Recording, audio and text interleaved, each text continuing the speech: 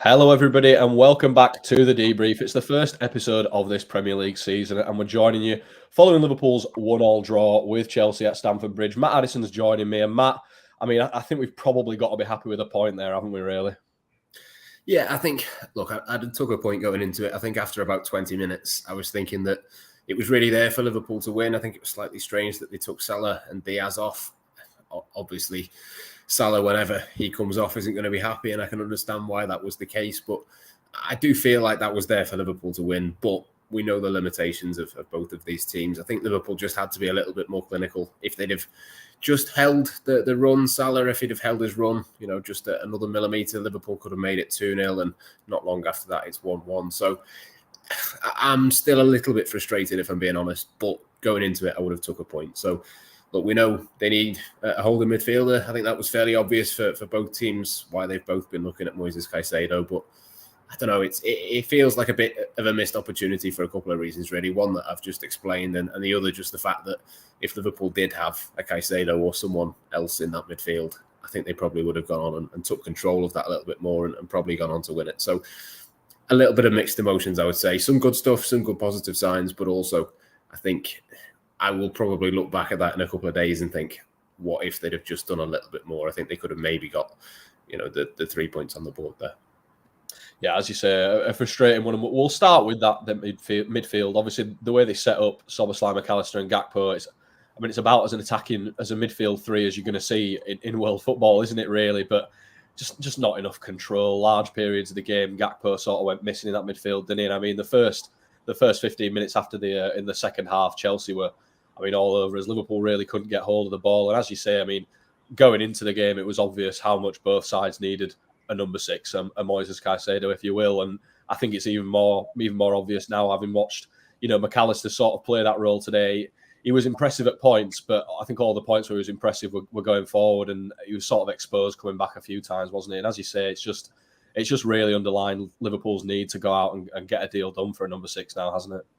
Yeah, and that's the exciting thing, isn't it? I think Szoboszlai was really impressive there, and I think we'll see the best of McAllister when he's further up the pitch. And we knew that was going to be the case if you've got a player in behind them who's the same level but is just more defensively minded and is more capable of being able to do that. I think suddenly, it's a completely different story for Liverpool. I think suddenly then the defence looks a little bit more in control, and that will help them, of course, as the season sort of progresses and they can kind of get back to the levels that we know that they can be at. So it just feels like there's a missing piece, doesn't it? That's the bottom line. We can say the same thing for Chelsea as well, though I think there's maybe a couple more missing pieces beyond Caicedo for them. I think if you look at the amount of money that they've spent and the team that they've got out there today, the two don't particularly match up. But Liverpool can only focus on themselves. I think that's the positive really for me, is that if they can get, and it obviously doesn't look like it'll be Caicedo, but if it can be somebody else who is of a good level to just go in and sit in front of that back four and sort of control, and it's as much on the ball as anything, just being able to put your foot on it, keep hold of it for a bit, obviously off the ball as well, that comes into it. But I think if Liverpool have just got that one more player, depending on who that is, if they get it right, they could be title challengers. If they get it wrong, they're going to struggle to get into the Champions League. And it is that dramatic. I think it's one of those they've got to do relatively quickly. Be interested to see what Jurgen Klopp says. I'm sure he will be asked about Caicedo and Romeo Lavia and all the rest of it in his press conference. But I think if you just add that one player into this Liverpool team, we've seen a little bit of a glimpse of some of the others. We've seen McAllister in pre-season. We know what he can do. Szoboszlai, as I say, I thought was good. Diaz impressed me. Mohamed Salah did until he got substituted. And then, Gakpo, if he can play a little bit further forward, just one player, suddenly Gakpo plays a little bit higher up the pitch. McAllister's higher up the pitch. You've started then to unlock the rest of this team. So there's good signs, but it just feels like until they get that holding midfielder there, they are going to have to score more than they concede, because, the opposition is going to get chances. And probably if that was a more clinical team than Chelsea, they've not necessarily scored loads of goals last season. If that's a more clinical team than Chelsea, then possibly Liverpool might have got beat today. Yeah, I think the disorganisation, that back line, as you say, there's definitely a need for a number six there to sort of help cover them. But a lot of people have been comparing, how Liverpool's season might go this season in the predictions with the team that Jurgen Klopp sort of inherited his first sort of couple of years at the club, where it was, defensive frailties, but we're just going to have to go out and outscore people. But I mean, if you look at the two teams side by side, that's a team that still's got the likes of Dejan Lovren, Nathaniel Klein. I mean, Mignolet was in net. They're all still kicking about. If you look at the actual individuals in Liverpool's back five today, it does seem bizarre that the disorganisation for that first goal, and then to go and, I mean, obviously it was ruled out by VAR, but to then go and concede another 2 minutes later, it is just a bit like, do you think that a number 6 is necessarily going to solve all those problems, or do you think Liverpool need to be looking at getting another defender in as well? Yeah, well, I mean, they definitely need to do both. I think that the centre-back is more for depth. I think that the number 6 will just come in and slot straight in, and that position is theirs. But I don't know, to be honest, whether it's a formation thing or whether we'll see a little bit of a different team with a different holding midfielder in there. I don't think it's going to come in and make an impact instantly. It might take a little bit of time to adjust to it, but it's hard to kind of judge that properly. I think if it is a holding midfielder, it needs to be a Caicedo level player. I don't think anybody who's not basically world class can play that position. It's basically asking one player to do the job of at least 2 players, and obviously Trent's then out of position, so you can argue that they've got to then cover for him as well. It's it's a little bit too easy, I think, to get in behind Liverpool at the moment. And obviously you can play over the top of a Caicedo or whoever else it is at the centre of the midfield 3. But I think it will help, let's put it that way, and see what happens after that. If a player of that sort of calibre can be attracted, and as I say, it doesn't look like it's going to be Caicedo, but I'm not sure who else there is out there. If you can plug that player in and suddenly Liverpool do click and look a little bit better, maybe it's not a completely perfect formation for not conceding any chances, but certainly they can control it a little bit better and, just have a few less opportunities. There was a few that Jackson got into decent positions. There was a few runs from midfield that McAllister just didn't track because he wasn't looking over his shoulder. I think if you've got a defensively minded player in there, it's not going to sort everything, but it will certainly be a dramatic improvement. So possibly there might be a case for changing the formation and tweaking things and doing things differently, particularly, when you think Liverpool are away at Chelsea. That's going to be one of the hardest games of the Premier League season. If they were at home against Bournemouth, as they will be next week, maybe you can get away with it a little bit more. But it's going to be interesting, isn't it? Let's just get the number 6 in and see what happens first, and then we can sort of properly make that verdict, I think.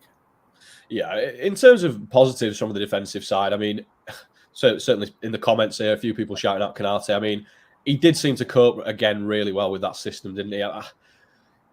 Every time I watch him, don't get me wrong, he's an unbelievable player now, but every time I watch him, I do just become more and more convinced that he is going to be, one of the best centre-backs in the world in a few years' time. And, as I say, he coped well in the system, and it was a weird game for Trent, really, because while there wasn't obviously any of the negatives, really, he didn't really get exposed too many times defensively. Obviously, he's left those gaps, and Canate's covered quite well. But he was very quiet in the midfield. I mean, Chelsea dominating the ball. We weren't really able to get him on the ball enough, were we? So do you think, obviously, against Bournemouth next week, we're going to see a lot more of why Liverpool seem to want to persist with that system? Yeah, I think it's one of those games, really, where you need to sort of dominate the midfield physically before you can then start to get on the ball and pass. And I do think it's just the case, really. If you've got a holding midfielder in there, suddenly, McAllister, Trent, they've just got that little bit of an extra time, really, to be able to spray that ball about. So I do think that will help in that sense. It was a mixed game. I'm struggling to sort of pick out anybody, really, who was sort of above the rest. I don't think anyone was particularly poor.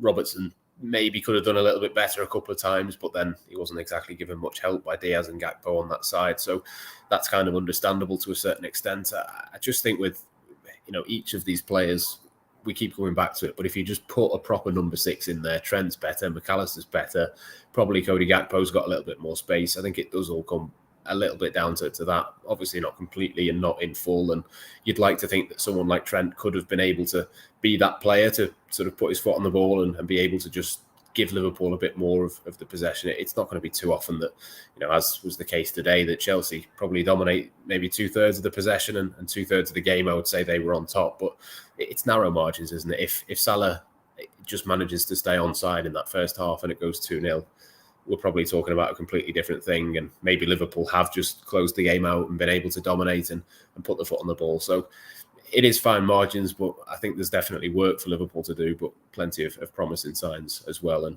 I'm sure we will see the best of Trent again at some point in the near future. And like you say, it wouldn't surprise me if we see a completely different team in terms of the chances, the goal scoring. If this Liverpool team can score or create as much as what they did against Chelsea today, then I'm not saying it's going to be another 9-0 against Bournemouth, but you'd certainly fancy them to score a few. Yeah, you touched on Robertson there. I don't think anybody would be saying that he had a particularly good game, but I do think he copped for it a bit with that setup. As you say, Gakpo not really providing any help. And I mean, Sterling, I've not watched that much of him in a Chelsea shirt, but that's as good as I've seen him look for Chelsea. And obviously Reece James down that side as well. Everybody knows how good he is. But obviously, Liverpool really needed to change things at around the 60-minute mark. Jurgen Klopp brought on Núñez and Jones and did sort of manage to change Liverpool's fortunes, and then bringing on Elliott and Doak as well. Sort of had quite a strong finish to the game and managed to disrupt Chelsea's rhythm. I mean, I was calling for Núñez to come on a bit earlier than that because, I mean, he is the ultimate disruptor, isn't he, really? But it was just, I think that was a nice reminder of, I mean, not only Klopp's tactical excellence, but I think a decent reminder that we do have some good squad depth in certain areas, specifically the attacking ones.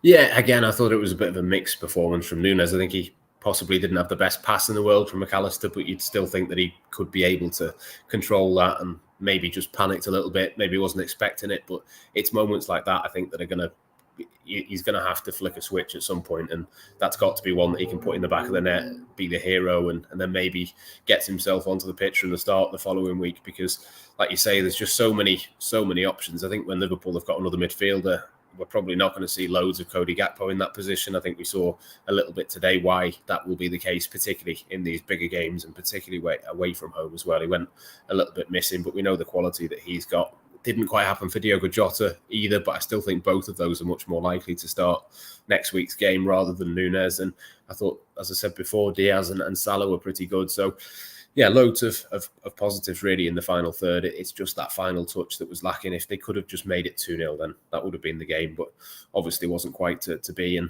I thought Harvey Elliott was good as well off the bench.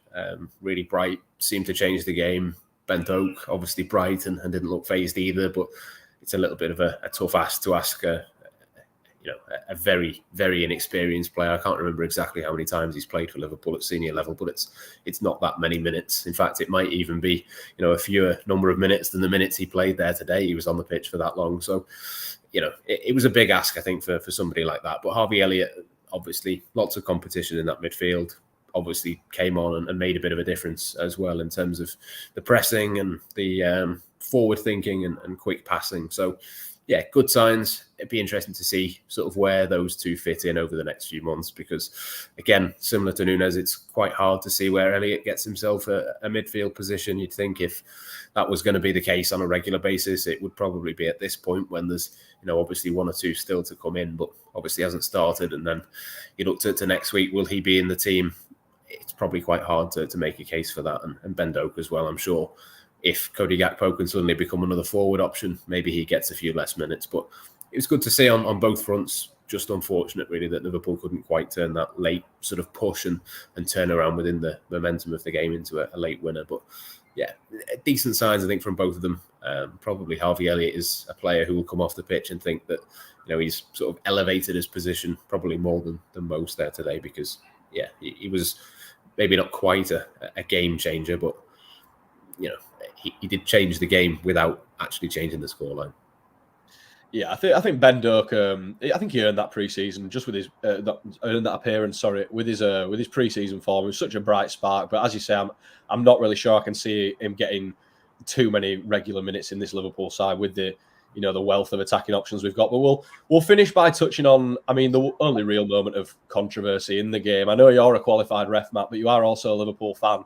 What were your thoughts on that handball? I mean, it looked like a handball to me. I'm surprised that Anthony Taylor didn't go across and have a look at it.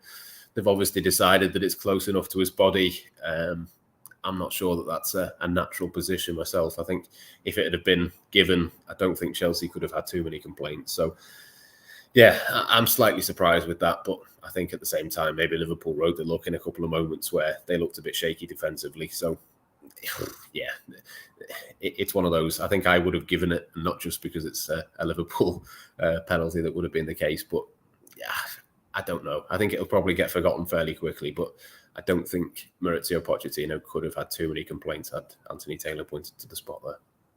Yeah, well, you've made me feel a lot better because I thought it was a Stonewall penalty, and my dad did too. But like you say, swings and roundabouts, it will be forgotten very quickly, things like that. But that is all we've got time for here on the debrief. We'll be back next week following Liverpool's game at home at Anfield against Bournemouth. But Matt, thanks for joining me, and we'll catch you next time.